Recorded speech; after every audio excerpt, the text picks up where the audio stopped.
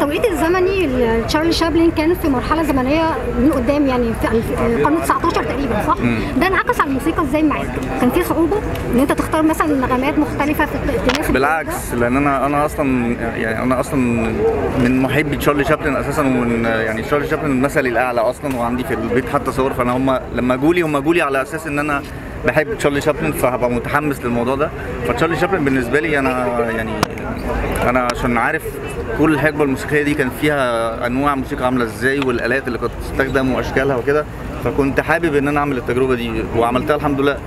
يعني حاولت ابقى متشابه للصوت الموسيقي اللي كان موجود في الزمن ده. طيب بالنسبه للفتره الاخيره احنا لقينا ان في ناس كتيره اشتكت من سرقه الالحان وتشابه الالحان. راي حضرتك ايه في الكلام ده؟ ليه بنشوف دلوقتي على الفتره الحاليه تشابه كبير قوي بين الالحان؟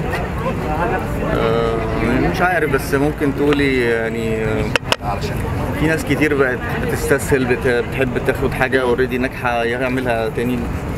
يعني في ناس بتعمل كده، بس في ناس كتير ما بتعملش كده برضه. بس احنا بنركز على المشاكل دايما يعني بنبروزها اكتر من اللازم، مع ان في حاجات كتيره بتبقى حلوه بس ما بنعملش عليها نفس السبوت بتاع المشاكل. هل الاعمال الجايه هتبقى فرديه ولا مع بعض؟ كايه؟ كغنى؟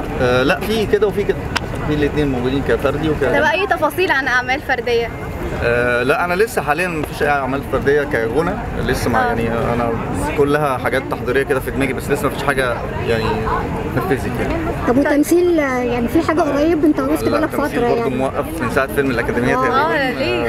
مع انكم كنت يعني رباعي حلو قوي في الفيلم، ليه؟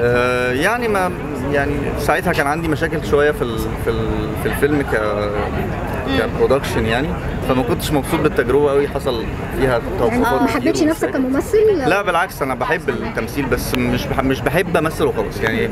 وبعدين احب ان يكون على راس العمل مخرج يقدر يخرج العمل كله بشكل حلو. ده في اعمال اتعرضت عليك وانت رفضتها ولا لا مفيش حاجه؟ لا، انا بعد الاكاديميه تقريبا مفيش حاجه اتعرضت؟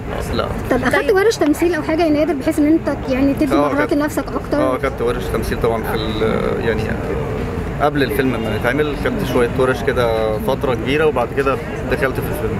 مهرجان الموسيقى العربيه مهرجان اصيل جدا ومهرجان كبير، مشاركه فيه بيبقى مشاركه تحدي كبير جدا. كلمنا بقى عن مشاركتكم في مهرجان الموسيقى العربيه. ما انا زي ما كنت بقول لك من شويه انه ان شاء الله هيبقى موجود واما فيه، وباذن الله هيكون بمصاحبه المايسترو طبعا هاني فرحات. وهتبقى حفله احتمال يبقى معانا ضيف تاني، بس لسه ما حددناش. مفاجاه. ان شاء الله. طيب ايه الضيف؟ لا، ما لسه مش عارف. على اي حاجه؟ لا لسه ما تعرفوش، لسه بتشاوروا فيه مع بعض. يعني احنا بنتكلم لسه دلوقتي في التفاصيل دي. ان شاء الله هيعلن عنها قريب ان شاء الله. ان شاء الله.